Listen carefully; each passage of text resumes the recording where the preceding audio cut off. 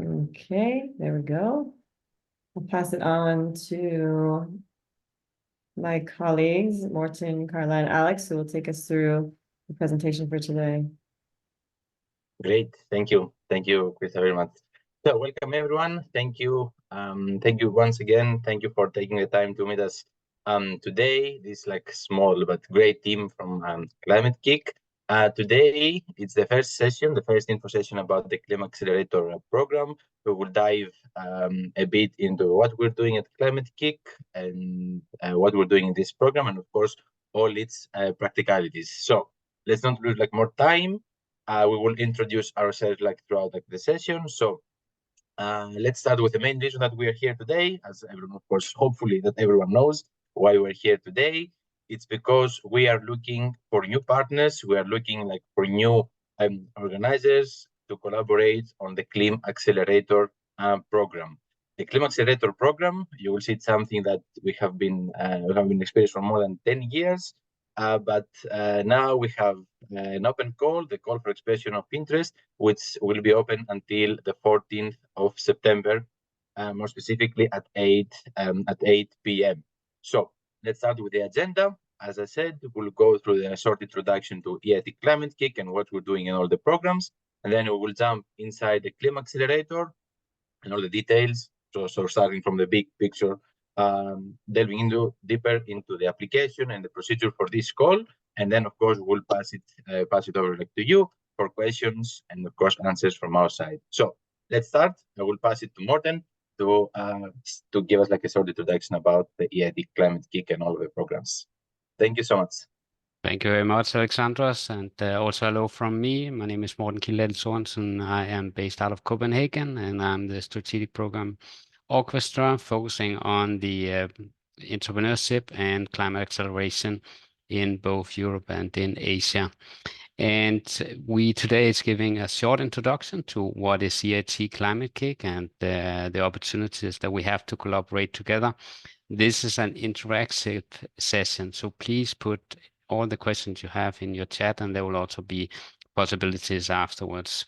So EIT Climate-KIC, we are one of the first wave KICs that was established 15 years ago by EIT. We of course focusing within climate, and we are defined as European leading climate innovation agency. We're focusing on transition of systems, and we want the radical innovation in order to make this possible. We have developed different new models. One of them is what we call catalyzed systematic changes, where we are not just focusing on the small incremental changes that is often happening with the startups, but we are also looking at the complete system transformation and thereby also connecting where we see the demand and the supply. And this is here where we have a very strong focus on the place-based transformation, where we see in the local ecosystem can actually make a difference together with our partners. And yes, just in order to mention that our partnerships, we do that at all the different levels where we are providing different tools. We connect solutions, but we are also able to build different skills and capacities within our network in order to create the mindset and also to utilize the methodologies in order to create these changes. So our partner network is quite large. We work both on a global, European country, city, and industrial level. We have mentioned some of our partners here, as you can see. These are all intertwined in the local ecosystems, and we have the strong branding with the European logo on that support us in the different activities together with the partners. We've just mentioned some of them here. I would say within the cities in Europe with the Net Zero Cities network, we have a very strong demand also to create new solutions for the Net Zero Cities before 2030. So as you can see, this is just a short overview of where our current Climate Accelerator partners are located. This is from the beginning of this year. As you can see, it's rather dense in Europe. We have also created quite a few new partnerships with new, what we call delivery partners or entrepreneurship support organizations in Africa, in Latin America, and also focusing more and more on the Asian part of the world. Just a short bragging slides on what we have been able to create since 2017. So we have supported more than 6,000 climate positive startups. We have been able to create value both in terms of the investment attracted, but also in order to support the startups with different grants. We have and we are currently working with more than 320 partners that we have collaboration agreements with. The startups, they have created more than 10,000 green jobs, and we have been able to create a portfolio of companies that are signing what we call the SAFE agreements, service agreements, focusing within the climate positive environment. So just digging a little bit deeper on in terms of climate entrepreneurship at the Climate-KIC. So our offerings, or the way that we work, is that we have 3 different pillars, you could say, in terms of capacity building. We have created a lot of different technical support to our partners and ESOs in order to create and accelerate startups to the best extent. We will develop a little bit further on it later with Carla. We have the venture scaling, where we are trying to continue with the startups to create and enhance the different entrepreneurial skills and climate impact in order to create them, support the innovation, and thereby also to create solutions that have actually a CO2 saving.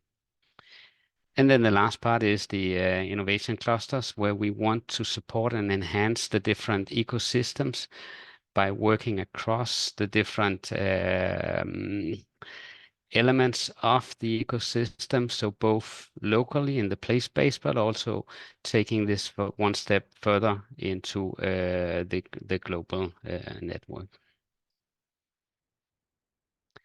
So the way that we look, if we put it in a very linear way, I know that if you look from a startup perspective, the world is never linear, but just trying to put it down into one slide. We are creating different stages of the, you could say, the innovation journey. By ideation, we have what is called the Climate Fund program. Incubation, we have the Climate Launchpad. The acceleration that we're focusing on today is the Climate Accelerator program. We have also created from, you could say, the early stage acceleration to the later stage, where we have the investment pipeline. We created the marketplace, where we have investors that are specifically focused on investing in climate positive startups. We have the scaling with the climate safe or the safe agreements for the startups. And then we are currently setting up a 1.5 fund that are focusing again on startups that we will, from the programs, will be, you could say, endorsing in order to get funding from the 1.5 fund. It's still in the process of being set up, so it's still on the to-do list. We're expecting this to be finalized end this year or early next year. So just very simple to say that we have the different elements of the entrepreneurship support, both in terms of ideation, the business development, the network, the mentorship, the climate impact measurements, and the gender mainstreaming that we see as very fundamental in our work. We deliver this through different partners and elements, and you can see here this wide range. We often use the expression entrepreneurship support organization, or ESOs, just to put everything under the same umbrella on who is supporting accelerating startups. And then the different funding comes from a wide range of partners that can be governments, corporates, research institutions, also ad departments and public bodies. And I think I will stop here and pass the word to Carla. Thank you, Morten, and nice to meet you, everyone. I'm Carla Erber. I'm based out of Berlin and have been with Climate-KIC and the entrepreneurship team since 2019. And I will quickly introduce you to the ClimAccelerator program now. So, and this is part of the big entrepreneurship team. You know Alex, Morten, and Krista already. We also have Yasmina, who's focused on the climate impact work, Mido, who's focused on our investment portfolio, Christian, who's building our program in the Global South, and Wallace, who's focused on gender mainstreaming. We have been running our accelerator program for more than 10 years now, and we have a proven methodology that we want to now share with more organizers to enable more startups being supported. And we run our program with support of organizations who run theme-based or place-based programs in local contexts. And through this program, we provide startups with the professional resources, the knowledge, the network, and the funding that they need to successfully kickstart and scale their solutions. Over the past years, we have run more than 100 programs, supported more than 2,500 startups, and those have collectively raised more than 3.5 billion euros of external funding, which we're really proud of. Our program is usually set up in 3 stages. The first one is focused on business model development and the entrepreneurship support organization and us to get to know the startups better. Then in the second stage, the startup focuses on getting external feedback from customers on their solution and developing it forward with the support of coaches and mentors. And in the last and third stage, the startups are being prepared for their fundraising, so for investor readiness. What it takes for organizations to run a ClimAccelerator. First of all, it means that you integrate the ClimAccelerator branding in your materials and that you use as much of the core DNA of our program as possible. That means incorporating this 3-stage model as far as possible. And it will also mean that you share your startup and climate impact data with us. More on that you will hear from Alex later. And it will also mean that you connect your local community to our global community, and that you will share best practices with other ClimAccelerator organizers in our ESO community. And if you're not convinced already, then a few reasons why you should take part in our community. First of all, you would use our branding, which would make your program or your accelerator part of a bigger story, powered by a globally recognized brand, which is affiliated with the EU and with EIT Climate-KIC. Secondly, you would have access to all our tools. So for example, program management tools, our handbooks, coaching and mentoring networks, and also our learning modules, which I will introduce to you in a second. Then you will also have access to our climate impact tools to assess and validate the climate impact of your startups. You will also become part of our community and gain access to a global sourcing of startups. You will, through that, increase your reach on a global level and be able to connect your local agents with our global peers. You will also be able to take part in peer-to-peer learning, as I already mentioned, the ESO community, where all the organizers from across the world are sharing their best practices with each other and exchanging learnings. And lastly, you will gain scaling assistance through the 1.5 pipeline and 1.5 funds and Climate Safe that Morten quickly introduced to you before. These are the modules that we have today, but we're continuously developing new ones. So there's on this slide, there's the modules for you as an organization. And on the next slide, I will introduce to you the modules that are for your startups. For you, there would be modules around 4 different themes. One is on gender. So for example, Agenda 101, or our access to our gender climate entrepreneurship toolkit. The second theme is on systems. So for example, systems thinking courses, or understanding your climate innovation ecosystem. The third bigger theme is general ESO topics. So that means, for example, the MEL framework for ClimAccelerators or strategy documents. And on the last theme, there's the full curriculums, for example, the pre-accelerator handbook for ESOs. And these are the modules for startups. I will not talk to all of them because there are a lot, but they're under these 7 topics so far: climate, environment, systems, impact, circularity, gender, general business, and other topics. And as I said, there are continuously new modules coming onto this list. I already mentioned the climate impact assessment. So climate impact is at the core of all our entrepreneurship programs, and we offer a suite of services for measuring, forecasting, and monitoring a wide range of environmental and social impact metrics for the startups. And then we want to help the startups to understand their climate impact and be able to communicate it. And as you can see on top in this graphic, there's different steps of this climate impact assessment. The first step is the hypothesis, which is obligatory for each startup taking part in a ClimAccelerator program, which is a very early stage kind of first overview of the climate impact that the startup wants to achieve. And then there's follow-up workshops, coachings, and validations that the startups can take on top of that. For example, the validation and coaching with an external expert that validates the startup's impact and provides a report that the startup can then share with investors or other stakeholders.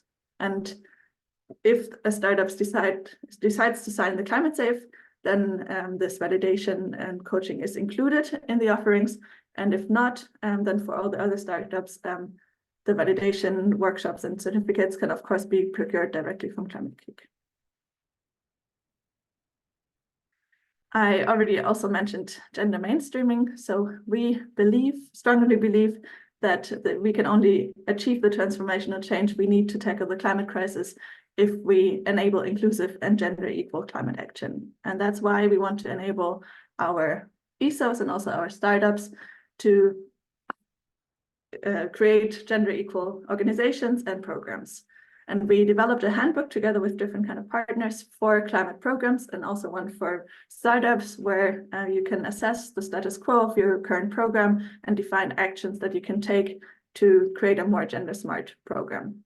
And our goal is to achieve at least 35% women-led startups in our programs, and growing this target over the years to 50%. And we want to also ensure the inclusivity of non-binary and other marginalized genders in our programs through the communication, the marketing, and the strategic plan. And lastly, on branding and promotion, if you're deciding to become a ClimAccelerator, then a co-branding approach is obligatory. We will offer a brand guide that you can also see on the right here, and a digital toolkit for you. And you will also receive social media and webpage templates and our logo. And we're really happy to support you with your outreach by promoting your open calls on our LinkedIn channels, if they're in English, announcing your calls or other opportunities on our alumni newsletter or on our startup Climate Hive group. And all your program would also be listed on our ClimAccelerator program overview page. And Krista is also here to support you with any kind of communication that you're doing. For example, if you're writing blog posts or articles, then she's happy to provide feedback. And I think I'll pass over to Alex to explain more what you have to become an organization. Yes, perfect. Thank you, Carla. So let's start. My name is Alex. I'm also located in Copenhagen along with Morten. I've been around with Climate-KIC for the past almost 3 years now, but now we'll delve deeper into the application, the procedure, who is eligible, what are the next steps, and what is expected from your side as well. So the first one that I would like to explain is the theme. As Morten and Carla already pointed out, we have one big target, and this is to establish the world's foremost climate-focused accelerator. For this round, we have identified 3 main themes. The first one is agriculture, which, as everyone knows, stands at the front line of climate impact and adaptation. Agriculture is not only essential for feeding the world's growing population, but also plays a critical role in mitigating greenhouse emissions. Some of the subsectors that they are eligible are precision agriculture, regenerative farming, sustainable supply chains, smart crop breeding, soil health enhancement, but of course it's not limited. There we can be some from other subsectors such as renewable energy integration or circular economy model and practices. And the second one is the blue economy. The blue economy is also representing a critical frontier for sustainable development, and it's our job to keep the oceans and all the coastal communities healthy, or at least try to. Some of the subsectors, there are several subsectors, of course, as you imagine, but some of them are fisheries and aquaculture, marine renewable energy, coastal ecosystem restoration, maritime transport, maritime biotechnology, or maritime spatial planning and governance. The third one, which is like the last one, is the industrial decarbonization. Industrial decarbonization involves reducing carbon emissions across all sectors of society, from energy production to transportation. There are like three main scales here, which is the direct greenhouse gas emission, indirect, and removal. Some of the sectors include clean energy, electrification, energy efficiency, storage, capture, synthesis, and so on, or of course, reuse or recycling. So after the theme and the base ClimAccelerators, we have the organizers' criteria. What are the types of organization that we are looking for? We're looking for accelerators, incubators, venture builders, universities, hubs, co-working space with innovation work, or joint consortium applications. We understand that the process might get hectic a bit around. It's something that we need to put a lot of work, but so we understand that you might work on this with a partner or someone that you really trust from your network. And who is eligible for this? It's all the member states of the EU, including their outmost regions or the third countries associated to Horizon Europe. We will share the slides afterwards, so you can click on the link and see the official list of who is eligible to apply. So after the organized criteria, this is, and please pay attention to these like 2 slides, because it's the main essence of the ClimAccelerator. The first one is integrate the ClimAccelerator branding in your materials. As Carla already pointed out, your program needs to be part of the bigger story, needs to be something that we can promote, and needs to be part of the ClimAccelerator branding. So for that cause, we have already structured specific templates and all the guidelines, so everything is set and waiting for you. The second one is to offer a standalone program with a unique name and scope theme. For example, one of the past programs is the Rural Spain ClimAccelerator. So as you can see, there are 3 main components on the name. The first one, it's the main theme. The second one, it's the main country and the focus country. And the third one, of course, it's the ClimAccelerator word, which needs to be on the name in order to be part of this bigger story that we'll talk about. The third one is a timeline. All the ClimAccelerators organizers are expected to open the call, start looking the startups, either in the last quarter of 2024 or in the beginning of 2025. All the programs can focus either in the 3 stages that Carla already pointed out, the 3 stages. So the programs vary from 4 months to 6 or 7 months. Regarding the startups, we want to support a minimum of 7 startups per program and batch in order to deliver climate positive impact at scale. All the startups must be incorporated and registered in your country. We really believe that you are experienced people with a lot of resources and tools, but at the same time, we need to keep the quality of the program. We need to keep a program that it's like manageable. So maybe for the first cohort, we don't go with 50, 60, or 100 startups. Secondly, then the second page about everything that you need to do is the climate impact. We need to report clear impact calculations from all the supported startups. More specifically, as Carla said in the corresponding slide above, we have the climate impact hypothesis, which is a pre-assessment of the climate impact that the startups have. After that, they need to report all those data in order to have like a clear view of what is the impact, both from a social and environmental perspective, either like in tons or kilos in CO2 and so on. Same thing regarding account reporting. You need to share the data about accepted startups. We are those people, what is like their market, and of course some of their credential, but also what we need from you is some feedback about the program. We know that we can do better. Everyone knows that there is like room for improvement. So during the last stage of the program, we'll be requesting like these documents from you. Then we have the community and brand. increasing the reach of the ClimAccelerator by promoting the brand in your local context and ecosystem. Of course, this is something that goes both ways, and we're going to do the same. So we'll publish the program that we are going to work on together, and we're going to give visibility to your organization and some other initiatives and programs that you're offering. Then lastly, all official communication must be conducted in English. That applies to the official call documents, LinkedIn posts, and so on. Maybe some of the workshops, the webinar, or some other deliverables of the work can be on your local language, but at the same time, we want to give visibility about the program and enlarge your network and not our network as well. So everything must be conducted in English as well. Then we have the evaluation criteria.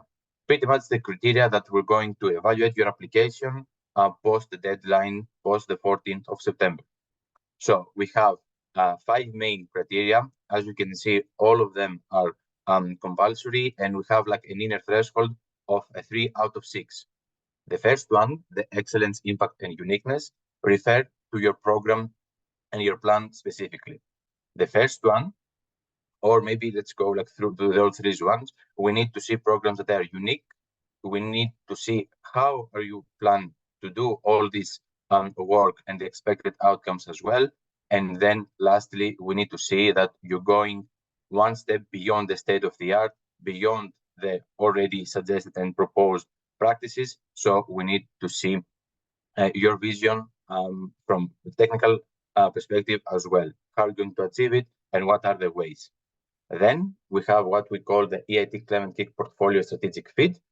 In other words, we just want to see if you're aligned with our vision for 2027 and 2030, if our targets are the same, and of course, to work purely on startups that they are not greenwashing, for example, and they are really, really innovative.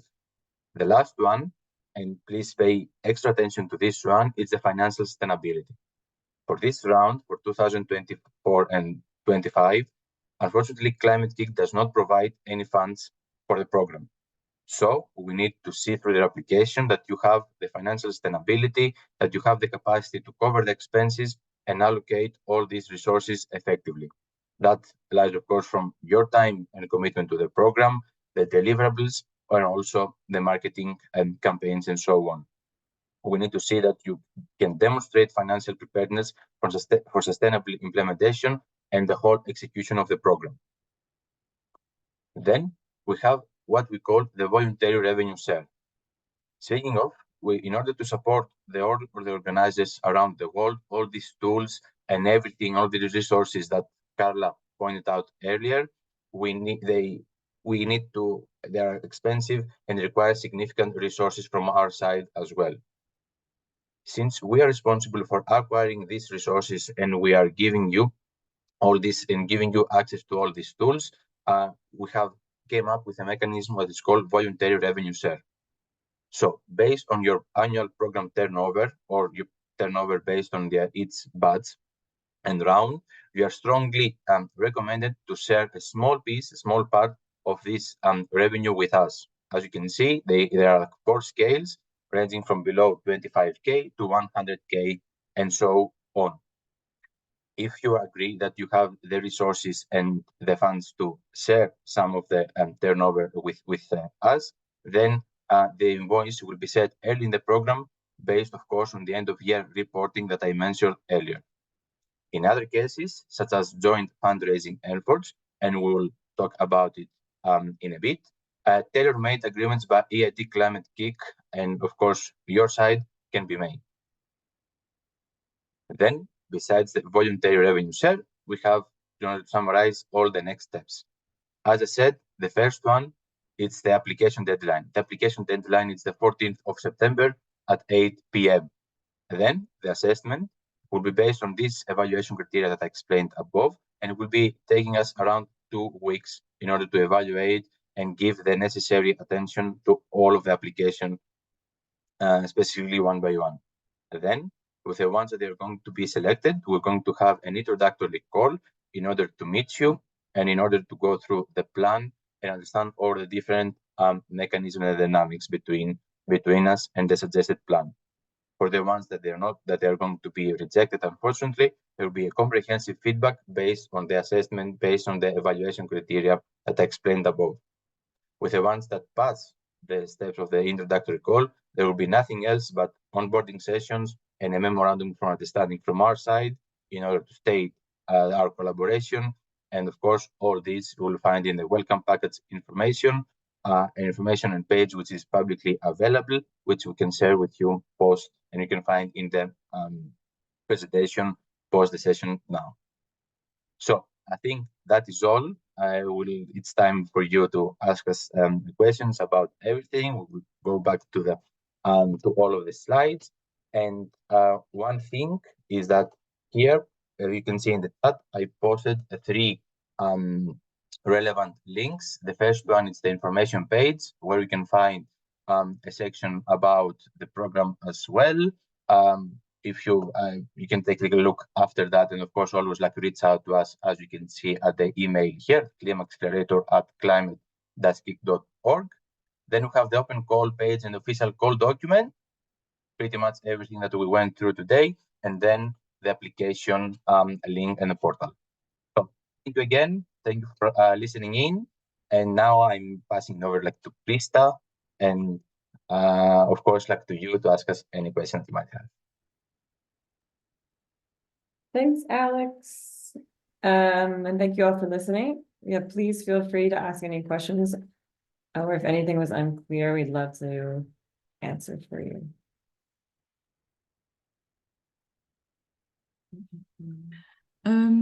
Shall I just Yes, please, start? Claire, go My ahead. name is Claire. I'm from the Netherlands. I'm asking a question related to the focus areas. I am specifically interested in the textile industry, circular textile transition for the textile industry. Of course, a lot of the advantages of moving towards circular textile can be calculated in greenhouse gas emissions, but they are mainly secondary, I would say, in your terminology. So I was just wondering if that field would be also acknowledged in this call.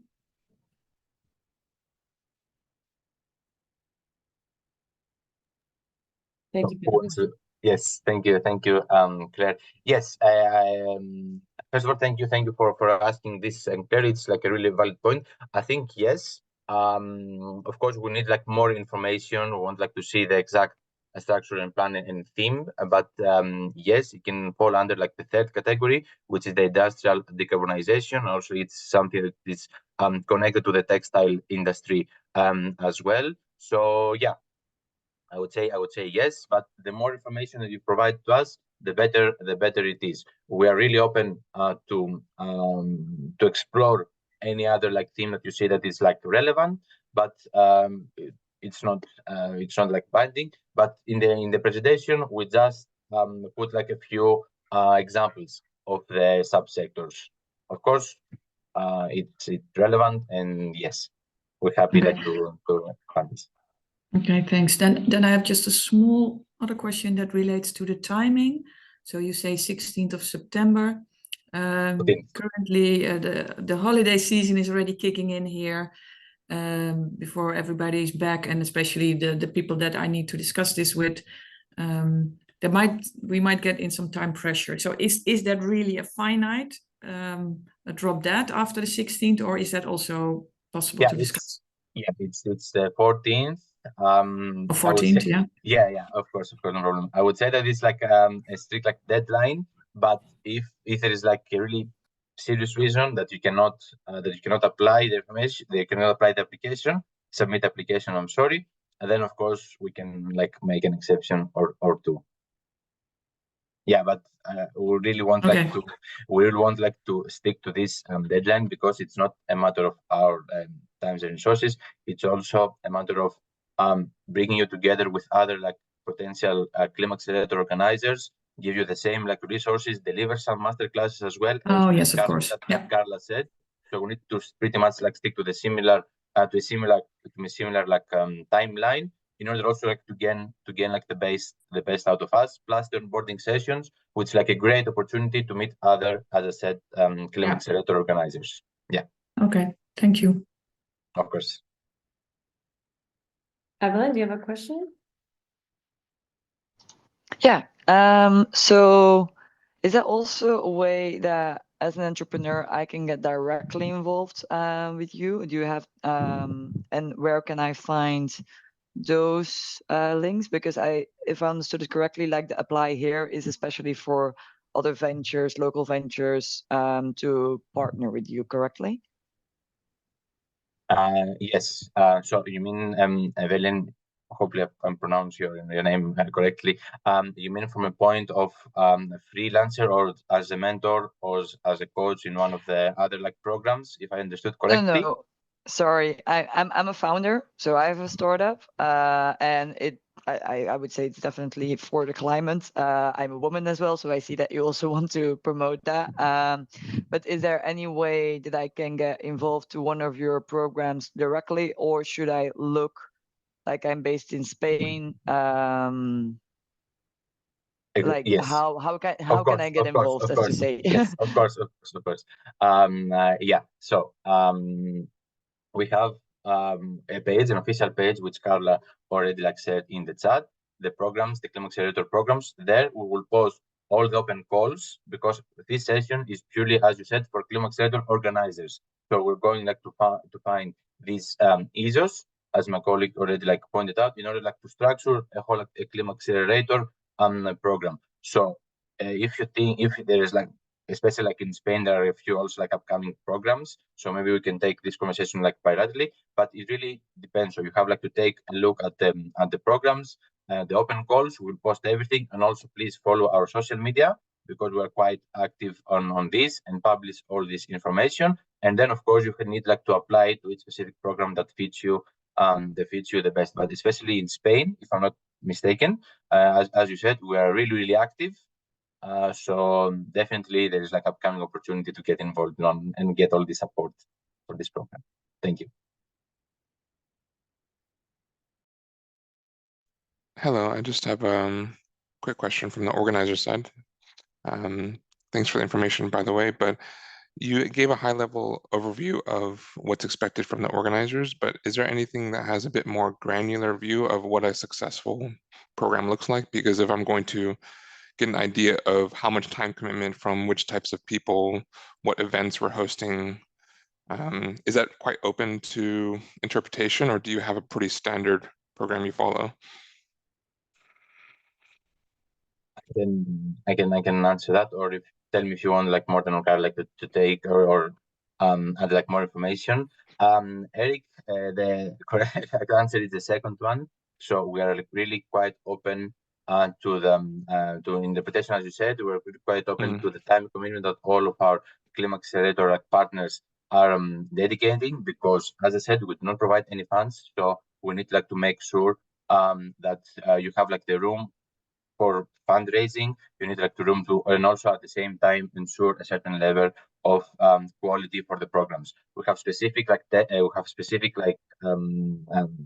guidelines, as we said, for example, especially around the timeline, the branding, and the name. But regarding all the different like deliverables, specific topics that you want like to include, mentoring, grants, for example, or like workshops and webinars and so on. This is something that we will follow, that we will talk about like bilaterally. We can have like an exchange of opinions and discussion. And of course, this is something that lies with your the funds and the resources that you're going to commit. So it really comes down to it specific. So everyone is a different case, I would say. But yeah, at the same time, we just like to make sure that's like part of the bigger program. So the best thing that at least like from organized like perspective as well is to include as much information as possible to the application, so we can understand like a bit better like your plan, so we can see if there is like a room that we can also like give you some of the resources, all these great modules that Carla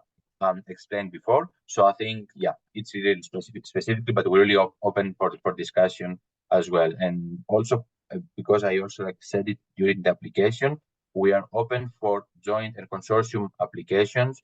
just because for registration and the resources that I told you about, we understand that you might want like to do it with another partner, that's someone from your network that you really, really trust. So we are also like open for this as well. Okay, thank you.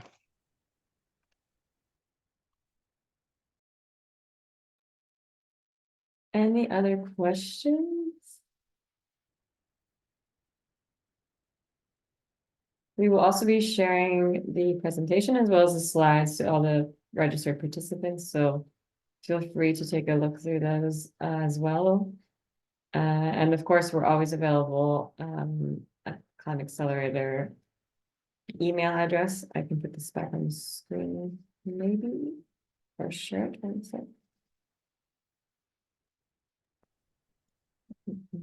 And just a side question while you're doing that, thank you, by the way.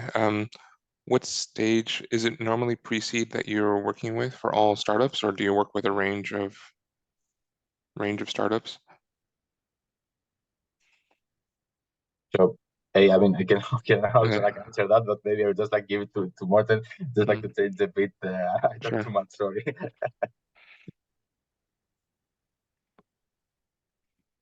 Yeah, I can answer that question. So I would say a few years ago, we were very, very focused on very early stage startups with a very low TL level. We have continued developing ourselves as an organization, and thereby also from some of the demand owners. I mentioned the Net Zero Cities, for example, where we see demand for startups. So we are focusing within the whole range, I would say. So more mature startups that have developed their technology, we see a bigger demand for them from the demand owners compared to the early stage. And we are also aware that as we are not providing from a starting point grants to startups, that it is better to work with a little bit more mature startups in order to give them the different tools and services and to develop further. And thereby we see the combination of you as the, you could say, the ESO, together with what we can provide as the global community. That combination works very well with the more mature startups. So I would say we're not excluding any early stage startups, but we just see that there's more value to the more mature startups. I see. Okay, thank you.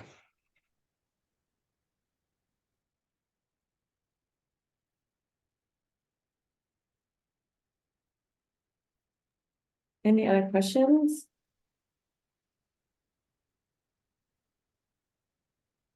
If not, I think we can wrap up a bit early, give you some time to have lunch. Thank you all so much for joining. And like I said, we'll be emailing out some additional materials for you to peruse. And we hope to receive your application in the coming weeks. Well, you have some months, actually. Thank you very much. Thank you. Thanks, everyone. Thank you, everyone. Thank you, everyone. Yeah, Thank bye-bye. you. Enjoy your afternoon.